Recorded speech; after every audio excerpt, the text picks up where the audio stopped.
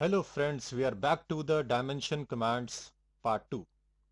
Friends, हमने last lecture में dimension tab के क्विक डायमेंशन से लेके और डायमेंशन ब्रेक तक के कमांड्स को कंप्लीट कर लिया है।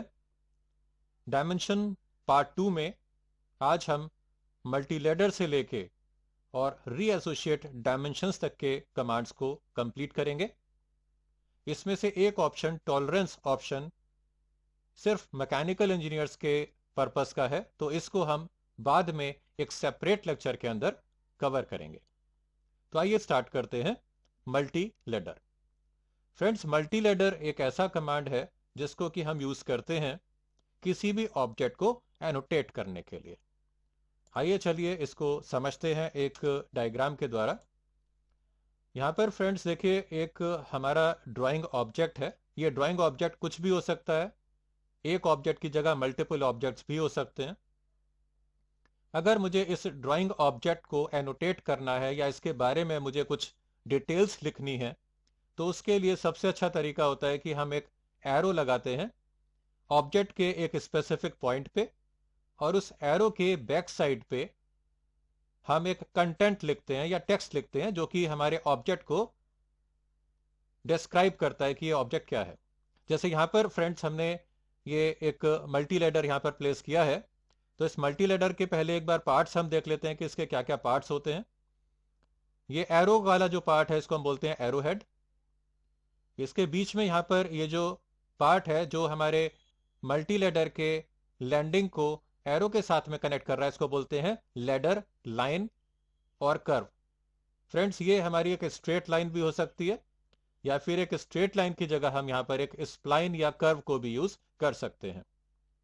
इसके बाद ये है हॉरिजॉन्टल लैंडिंग, और हॉरिजॉन्टल लैंडिंग के बाद में आता है कंटेंट। ये कंटेंट फ्रेंड्स दो प्रकार का हो सकता है। या तो हम यहाँ पर कोई मल्टी लाइन टेक्स्ट लिख सकते हैं। अब मल्टी लाइन टेक्स्ट के अंदर आप चाहें तो सिंगल लाइन लिखिए, या एक से अधिक लाइन भी लिख सकते हैं, या फिर हम यहाँ पर किसी ब्लॉक को भी प्लेस कर सकते हैं। तो इस तरह से ये हमारे मल्टी लेडर के डिफरेंट पार्ट्स को हमने देख लिया है। आइए चलते हैं मॉडल स्पेस में और एक मल्टी लेडर को वहां पर प्लेस करते हैं। तो फ्रेंड्स, मैं सबसे पहले यहाँ पर एक रेक्टेंगल बना रहा हूँ जिसकी डायमेंशंस हैं 100, 50। मतलब इस रेक्टेंगल की लेंथ हो गई 100 और इसकी विड्थ हो गई 50 मिलीमीटर्स। अब हमें एक मल्टी लेडर को प्लेस करना है, तो हम डायमेंशन में जाकर के मल्टी लेडर ऑप्शन पे क्लिक कर लेते हैं। इसमें काफ़ी सारे ऑप्शंस हैं। इनको अगर आप सिर्फ ऑप्शंस को पढ़ते हैं तो आपको क्लियर हो जाएगा कि ऑप्शन किस पर्पस के लिए है। जैसे सबसे पहले अभी हमसे सॉफ्टवेयर पूछ रहा है कि लेडर का एरोहेड लोकेशन क्या है।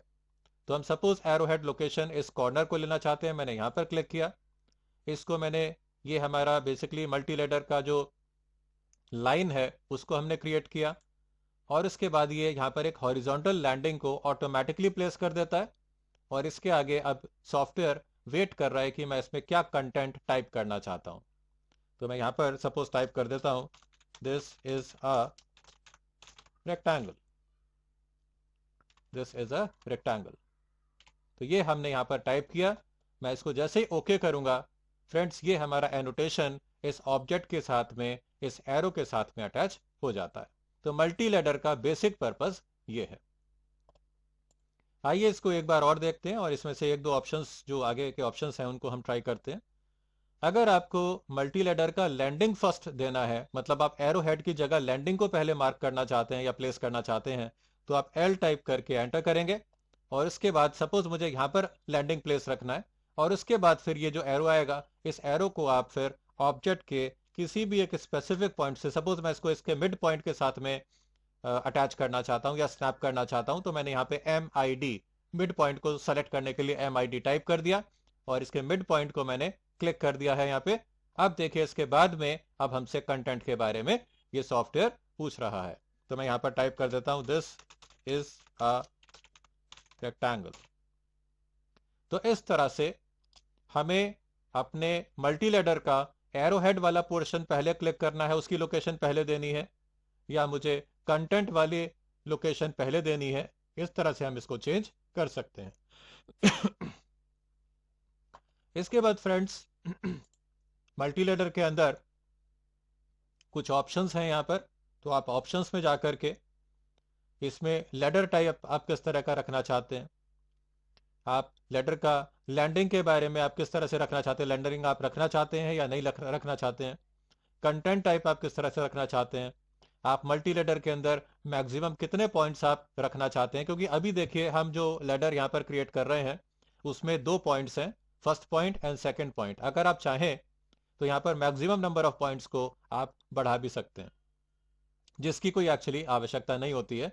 तो मल्टी लेडर के ये जो मेन ऑप्शंस हैं वो हमने यहाँ पर कवर कर लिए हैं। इसी तरह से यहाँ पर आप फर्स्ट एंगल और सेकंड एंगल को भी डिफाइन कर सकते हैं मल्टी लेडर के एंगल्स को चेंज करने के लिए, और फाइनली आप यहाँ से एग्जिट कर सकते हैं।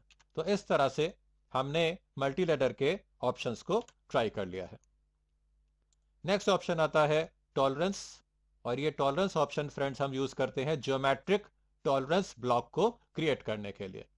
तो हम जानते हैं हम जब कभी कोई भी मशीन पार्ट की ड्राइंग को क्रिएट करते हैं तो उस पर अगर हम चाहें तो ज्योमेट्रिकल टॉलरेंस ब्लॉक को भी हमें प्लेस करना होता है। उसके लिए इस पर्टिकुलर कमांड को हम यूज करते हैं, और इस कमांड को हम एक अगले लेक्चर में ट्राई करेंगे, क्योंकि ये कमांड केवल मैकेनिकल स्ट्रीम से या मैकेनिकल फील्ड से रिलेटेड है। नेक्स्ट कमांड है सेंटर मार्क।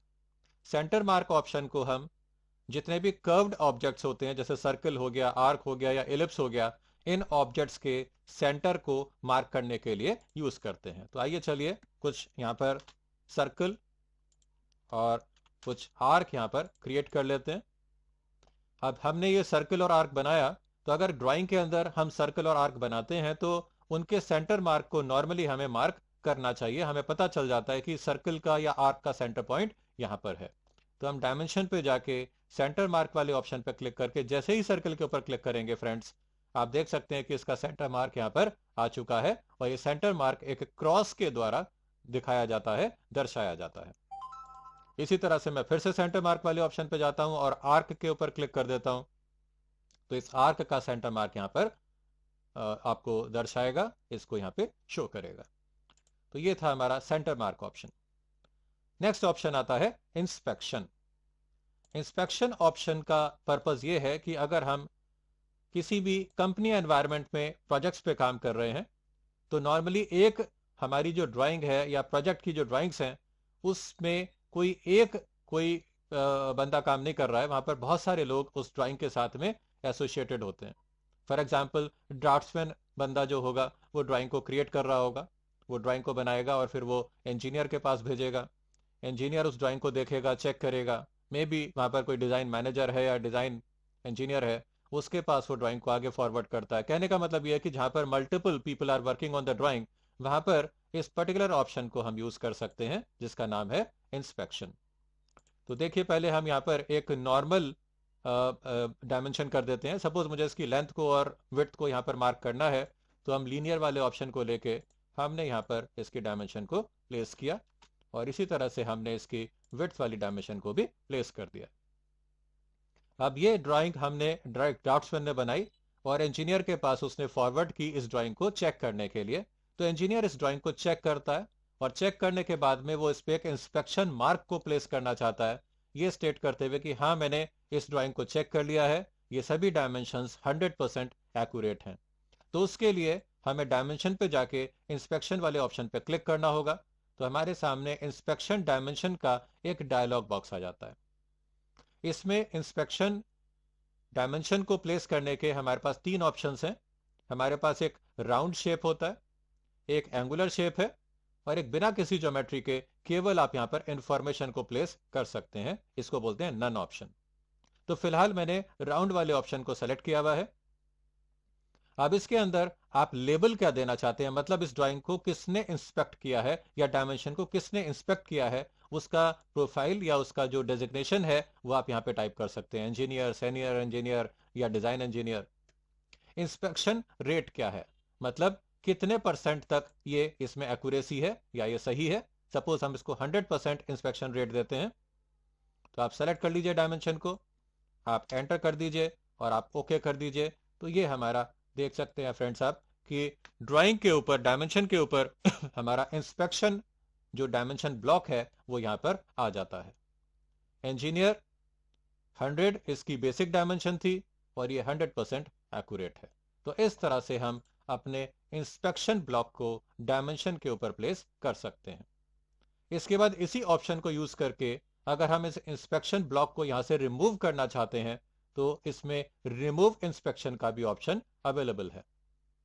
सबसे पहले हमें इस डायमेंशन को सेलेक्ट करना होगा जहां पर कि इंस्पेक्शन ब्लॉक है।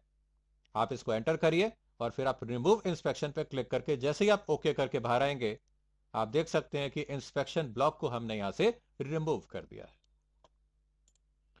अगला ऑप्शन है जॉग्ड लीनियर। फ्रेंड्स, जॉग्ड लीनियर के लिए मैं आपको एक डायग्राम यहां पर शो करना चाहता हूं। जैसे हमारे सामने सबसे पहले हम एक बार जॉग्ड लीनियर के बारे में देख लेते हैं कि जॉग्ड लीनियर का मतलब क्या है। Sometimes some objects are very large compared to the other objects in the drawing. Then to show objects clearly, we have to cut short such big objects and put a jogged linear dimension as shown below. जी हाँ friends, तो देखते हैं इसको इस diagram के अंदर। Suppose हमारी drawing के अंदर दो ऑब्जेक्ट्स हैं। ऑब्जेक्ट नंबर 1 कुछ इस तरह का ऑब्जेक्ट है जिसका डायमेंशंस कोई ज्यादा बड़ी नहीं है, और ऑब्जेक्ट नंबर 2 इसकी लेंथ डायमेंशन काफी बड़ी है कंपेयर टू विड्थ। एक तो तरीका ये हो सकता है कि हम अपनी ड्राइंग को कुछ इसी प्रकार शो करें। अब अगर ये हमारा ऑब्जेक्ट नंबर 1 पे कुछ ज्यादा कॉम्प्लिकेटेड डिटेलिंग है या डिटेलिंग कुछ ज्यादा है तो ऑब्वियसली हमें इसको बड़े साइज में शो करना चाहिए। लेकिन अगर मैं इसको बड़े स्केल में दिखाता हूं या बड़े साइज में शो करता हूं तो इसकी लेंथ इतनी ज्यादा हो जाएगी ऑब्जेक्ट 2 की कि वो ड्राइंग शीट के अंदर हम उसको एकोमोडेट नहीं कर पाएंगे। तो ऐसी सिचुएशन में फ्रेंड्स हम क्या करते हैं, हम इस सेकंड वाला जो डिस्प्ले है, इस तरह का जो डिस्प्ले है, हम उसको प्रेफर करते हैं। यहां पर हमने क्या किया, हमने सेकंड ऑब्जेक्ट को एक्चुअली बीच में से कट कर दिया, इसको हमने बीच में से ब्रेक कर दिया, क्योंकि ऑब्जेक्ट की जो प्रोफाइल है वो इसी तरह से रिपीटेटिव प्रोफाइल है। तो ऐसी सिचुएशन में हम ऑब्जेक्ट की प्रोफाइल को बीच में से कट कर देते हैं, ब्रेक कर देते हैं और इसको हम कट शॉर्ट कर देते हैं। लेकिन जो डायमेंशन हम यहां पे शो करेंगे वो डायमेंशन इसका एक्चुअल डायमेंशन होगा, लेकिन ये डायमेंशन यहां से लेके यहां तक का नहीं है। हम इसमें ये शो करना चाहते हैं कि ये डायमेंशन एक्चुअली ऑब्जेक्ट इससे बड़ा है, कंटिन्यू चल रहा है ये ऑब्जेक्ट, और उस टोटल ऑब्जेक्ट की डायमेंशन इतनी है 185 यूनिट्स। तो ऐसी सिचुएशन में हमें अपनी लीनियर डायमेंशन के ऊपर भी एक जॉग यहां पर प्लेस करना होता है, जो इस चीज का इंडिकेशन है कि जो डायमेंशन आपको यहां पे शो की गई है वो उसकी टेक्स्ट वैल्यू बिल्कुल सही है, लेकिन ये डायमेंशन यहां लेफ्ट वाले पॉइंट से लेके राइट वाले पॉइंट तक नहीं है, ये एक्चुअली इससे बड़े ऑब्जेक्ट को यहां पर डिनोट करती है, उसको स्पेसिफाई करती है। तो इस तरह से यहां पर हम जॉग्ड लीनियर ऑप्शन को यूज करते हैं। जॉग्ड लीनियर ऑप्शन को देखने के लिए आइए चलते हैं मॉडल स्पेस में। अब फ्रेंड्स, सपोज मुझे इस डायमेंशन को ही जॉग्ड लीनियर डायमेंशन में कन्वर्ट करना है, तो हम डायमेंशन पे जाकर के जॉग्ड लीनियर वाले ऑप्शन पे क्लिक करेंगे। हमसे सॉफ्टवेयर पूछ रहा है कि आपको कौन सी डायमेंशन पे जॉग्ड लीनियर को प्लेस करना है, आप सेलेक्ट कर लीजिए और उसके बाद इसकी एक लोकेशन हमें सेलेक्ट करनी होगी, और लोकेशन को सेलेक्ट करने के लिए हम अपने ऑब्जेक्ट स्नैप का नियरेस्ट वाले ऑप्शन को यूज करेंगे। नियरेस्ट ऑप्शन लिया मैंने, एंटर किया, और इस लाइन के ऊपर जाके मैं जहां पर भी क्लिक कर दूंगा वहीं पे ये हमारा जॉग या जॉग्ड लीनियर प्लेस कर दिया जाएगा। तो इस तरह से हमने जॉग्ड लीनियर वाले ऑप्शन को यहां पर डिस्कस कर लिया है, इसको समझ लिया है। अगला ऑप्शन है oblique option. Oblique option friends हम लोग यूज करते हैं अपने आइसोमेट्रिक ड्राइंग्स के ऊपर।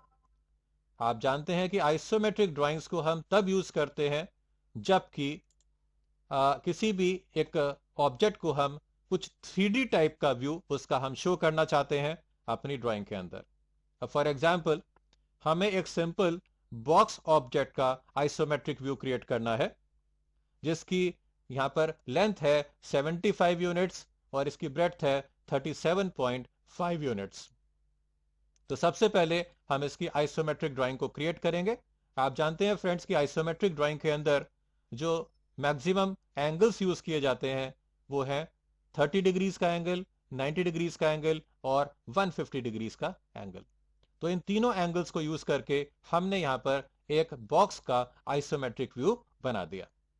इसके बाद यहां पे जो हम डायमेंशंस को प्लेस करते हैं तो उनको अपने ऑब्जेक्ट की बेस के साथ में अलाइन करने के लिए हमें ऑब्लिक एंगल्स को यूज करना होता है। फ्रेंड्स, इस वाली डायमेंशन को इस बेस लाइन के साथ में अलाइन करने के लिए हम ऑब्लिक एंगल यूज करेंगे 30 डिग्री का, और इस वाली डायमेंशन को बेस लाइन के साथ में अलाइन करने के लिए हम ऑब्लिक एंगल यूज करेंगे -30 डिग्रीज का। तो इस ड्राइंग को, इस आइसोमेट्रिक ड्राइंग को अभी मैं फिलहाल कॉपी कर लेता हूं और इस पर हम डायमेंशंस को प्लेस करके कैसे हम ऑब्लिक एंगल को यूज करते हैं इसको हम मॉडल स्पेस में ट्राई करेंगे। तो मैं इसको कंट्रोल C करके फ्रेंड्स मैं इस ड्राइंग को यहां से कॉपी कर रहा हूं और इसको मैं मॉडल स्पेस में ले जाकर यहां पर कंट्रोल V से पेस्ट कर लेता हूं। तो ये ड्राइंग, हमारी आइसोमेट्रिक ड्राइंग देखिए फ्रेंड्स यहां पर पहुंच गई है। अब ये जो डायमेंशंस थी इनको हम यहां से डिलीट कर देते हैं और अब हम चलते हैं डायमेंशन। तो हम अलाइंड वाली डायमेंशन को यूज करेंगे इस बॉक्स का लेंथ को मार्क करने के लिए। ये आ गई इसकी लेंथ 75, और इसी प्रकार मैं फिर से अलाइंड वाले ऑप्शन को यूज करूंगा इसकी विड्थ को मार्क करने के लिए। ये आ गई इसकी विड्थ। तो आप फ्रेंड्स देख सकते हैं यहां पे कि ये डायमेंशन की वैल्यू तो सही आ गई है, लेकिन ये डायमेंशन हमें देखने में अच्छी नहीं लग रही है क्योंकि ये इस ऑब्जेक्ट की बेस के साथ में अलाइंड नहीं है। तो इन दोनों डायमेंशंस को अलाइन करने के लिए मैं डायमेंशन में जाकर के ऑब्लिक वाले ऑप्शन को सेलेक्ट करूंगा, मैं क्लिक करूंगा, एंटर करूंगा। अब सॉफ्टवेयर हमसे पूछ रहा है कि ऑब्लिक एंगल कितना, तो मैं यहां पे टाइप करूंगा 30 डिग्रीज और एंटर कर दूंगा। तो आप देख सकते हैं कि इस डायमेंशन को हमने इस ऑब्जेक्ट की बेस के साथ में प्रॉपरली अलाइन कर दिया है और ये डायमेंशन अब हमें देखने में ज्यादा अच्छी नजर आ रही है। इसी तरह से हम फिर से ऑब्लिक वाले ऑप्शन पे जाते हैं और हम ऑब्लिक वाले ऑप्शन पे हमने क्लिक किया, इसके बाद हमने डायमेंशन को सेलेक्ट कर लिया, एंटर किया। अब इस बार हम ऑब्लिक एंगल देंगे -30 डिग्री का, और जैसे ही मैं एंटर करूंगा ये वाली डायमेंशन भी ऑब्जेक्ट के बेस लाइन के साथ में अलाइन हो जाती है। तो ये था हमारा ऑब्लिक ऑप्शन। अगला ऑप्शन है अलाइन टेक्स्ट। आप जानते हैं फ्रेंड्स कि जब हम लीनियर डायमेंशन करते हैं तो यहां पर ये टेक्स्ट नॉर्मली हमारी लीनियर डायमेंशन के बिल्कुल सेंटर में आता है। कई बार ऐसी रिक्वायरमेंट होती है कि हमें इस टेक्स्ट को लेफ्ट की तरफ या राइट की तरफ इसको शिफ्ट करना होता है, तो वहां पर हम अलाइन टेक्स्ट ऑप्शन को यूज कर सकते हैं। पहले मैं इस डायमेंशन में से इस जॉग को रिमूव करूंगा। तो मैं फ्रेंड्स में डायमेंशन में जाकर के जॉग लीनियर वाले ऑप्शन पे जाके रिमूव ऑप्शन को हम सेलेक्ट करेंगे R टाइप करके, और इसके बाद मैं जैसे ही इस जॉग के ऊपर क्लिक करता हूं ये यहां से रिमूव हो जाता है। अब हम आते हैं अलाइन टेक्स्ट वाले ऑप्शन पे और मैं क्लिक करता हूं लेफ्ट, क्योंकि मुझे इस टेक्स्ट को लेफ्ट की तरफ शिफ्ट करना है। तो जैसे ही आप इसके ऊपर क्लिक करेंगे इस टेक्स्ट को लेफ्ट की तरफ शिफ्ट कर देगा। इसी तरह से अगर हम इसको राइट की तरफ शिफ्ट करना चाहते हैं तो हमने राइट वाले ऑप्शन पर क्लिक किया, टेक्स्ट के ऊपर क्लिक किया और हमारा टेक्स्ट राइट की तरफ शिफ्ट हो जाता है। और इसी प्रकार अगर मैं इसको सेंटर पे फिर से वापस लाना चाहता हूं तो मैं सेंटर वाले ऑप्शन को क्लिक करके टेक्स्ट पे जैसे ही क्लिक करता हूं ये टेक्स्ट हमारा डायमेंशन लाइन के बिल्कुल सेंटर में आ जाता है। इसके अंदर एक और ऑप्शन है कि हम टेक्स्ट को किसी एंगल पर रोटेट कर सकते हैं। तो हम एंगल वाले ऑप्शन पे जाएंगे, हम सेलेक्ट करेंगे इस डायमेंशन को और सपोज मैं इसको 45 डिग्री के एंगल पे रोटेट करना चाहता हूं, तो फ्रेंड्स आप देख सकते हैं ये टेक्स्ट यहां पर 45 डिग्री के एंगल पर रोटेट कर जाता है। और इस रोटेशन को अगर मैं कैंसिल करना चाहता हूं, इसको फिर से मैं वापस अपने डिफॉल्ट पोजीशन पे वापस लाना चाहता हूं, तो उसके लिए हम होम ऑप्शन को यूज करते हैं, क्लिक कर देते हैं टेक्स्ट के ऊपर और एंटर करते ही ये टेक्स्ट अपनी डिफॉल्ट पोजीशन पे या ओरिजिनल पोजीशन पे वापस आ जाता है। तो ये था align text option. Dimension style friends, इस डायमेंशन की अपीयरेंस को चेंज करने के लिए एक ऑप्शन है और इसके अंदर काफी सारे ऑप्शंस होते हैं। तो इसको हम एक सेपरेट लेक्चर में इसको ट्राई करेंगे, डिस्कस करेंगे। अब हम चलते हैं अगले ऑप्शन पे जिसका नाम है ओवरराइट। ओवरराइट का यह पर्पस होता है फ्रेंड्स कि कई बार ड्राइंग के अंदर कुछ विशेष डायमेंशंस ज्यादा इंपॉर्टेंट होती हैं और उन डायमेंशंस के टेक्स्ट को या उनके एरोज को हम नॉर्मल डायमेंशन के टेक्स्ट और एरो के साइज से थोड़ा बढ़ा के दिखाना चाहते हैं। तो ऐसी सिचुएशन में हम यहां पर ओवरराइड वाले ऑप्शन को यूज कर सकते हैं। तो मैं अभी आपको यहां पर ओवरराइड ऑप्शन के अंदर दो डायमेंशनिंग वेरिएबल्स बताऊंगा। एक डायमेंशन वेरिएबल से हम अपने डायमेंशन टेक्स्ट के साइज को बढ़ा पाएंगे और दूसरे डायमेंशन वेरिएबल से हम अपने डायमेंशन के एरो के साइज को बढ़ा पाएंगे। तो सबसे पहले हम ओवरराइड ऑप्शन पर क्लिक करते हैं। अब हमसे ऑटोकैड पूछ रहा है कि कौन से डायमेंशन वेरिएबल की वैल्यू को आप चेंज करना चाहते हैं, ओवरराइड करना चाहते हैं। तो मैं यहां पे टाइप करूंगा dim TXT, dim text. Dim text dimension variable से हम हमारे डायमेंशन के टेक्स्ट के साइज को चेंज कर सकते हैं। तो मैंने एंटर किया, देखिए इसकी वैल्यू है 2.5। सपोज मैं इस डायमेंशन टेक्स्ट के साइज को जस्ट डबल करना चाहता हूं, तो मैं यहां पर इसकी वैल्यू को 2.5 की जगह बढ़ा के कर दूंगा 5 और एंटर कर दूंगा। अब ऑटोकैड हमसे पूछ रहा है कि कोई और डायमेंशन वेरिएबल को आप चेंज करना चाहते हैं। तो मैं यहां पे टाइप करता हूं dim ASZ। Dim ASZ dimension variable को हम यूज करते हैं डायमेंशन के एरो साइज को चेंज करने के लिए। आप जैसे ही एंटर करेंगे, डिम ASZ का जो डिफॉल्ट वैल्यू है 2.5 वो आपके सामने आ जाएगा। मैं एरो के साइज को भी बढ़ाना चाहता हूं, तो मैं वैल्यू को बढ़ा के कर देता हूं 5, एंटर। अब इसके बाद ऑटोकैड पूछता है कि कोई और वेरिएबल को आप चेंज करना चाहते हैं। तो अब हम किसी वेरिएबल को चेंज नहीं करना चाहते, तो मैंने यहां पर एंटर किया और अब हमसे ऑटोकैड डायमेंशन को सेलेक्ट करने के लिए पूछ रहा है कि किस डायमेंशन में आप इनके साइज को बढ़ाना चाहते हैं। तो हमने इस वाले डायमेंशन को सेलेक्ट किया और एंटर कर दिया। तो फ्रेंड्स आप देख सकते हैं कि इस डायमेंशन का जो टेक्स्ट साइज है और इसका जो एरो साइज है वो नॉर्मल डायमेंशन के टेक्स्ट और एरो साइज से डबल हो चुका है। तो ये था हमारा ऑप्शन ओवरराइड ऑप्शन। और इसके बाद अगला ऑप्शन है अपडेट करने के लिए, कि अगर हमने अपनी ड्राइंग के अंदर कुछ स्पेसिफिक डायमेंशंस के टेक्स्ट साइज को और एरो साइज को चेंज कर दिया है और फिर से हम सारे के सारे डायमेंशंस के टेक्स्ट साइज को और एरो साइज को वापस ओरिजिनल साइज में वापस लाना चाहते हैं, तो हम अपडेट ऑप्शन पे क्लिक करेंगे। सेलेक्ट ऑब्जेक्ट के सामने हम यहां पर ऑल टाइप कर सकते हैं, या अगर हमें कुछ विशेष डायमेंशंस के अंदर ही अपडेशन करना है तो हम उनको केवल सेलेक्ट कर सकते हैं। फिलहाल मुझे सभी डायमेंशंस को चेंज करना है, तो मैंने यहां पर ऑल किया, मैंने एंटर किया और एक बार और एंटर करते ही आप देख सकते हैं फ्रेंड्स कि हमारे डायमेंशन का जो टेक्स्ट था और इसका एरो का जो साइज था वो फिर से वापस डिफॉल्ट साइज पे आ चुका है। और ये वो साइज है जो हमारी डायमेंशन स्टाइल के अंदर पहले से ही सेव्ड है, स्टोर्ड है। अगला ऑप्शन आता है रीएसोशिएट डायमेंशंस।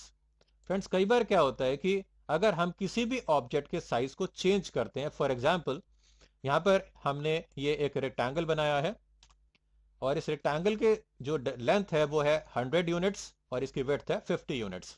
अगर मैं स्केल कमांड को यूज करके इस रेक्टेंगल के साइज को सपोज यहां पर बेस पॉइंट लेकर मैं इसको डबल कर देता हूं, 2 टाइप कर देता हूं स्केल फैक्टर की तरह के अंदर, और इसको मैं एंटर करता हूं, तो आप देख सकते हैं कि इस रेक्टेंगल का जो लेंथ है वो हो गया है 200 और इसका विड्थ है वो हो गया है 100, मतलब डबल हो गया।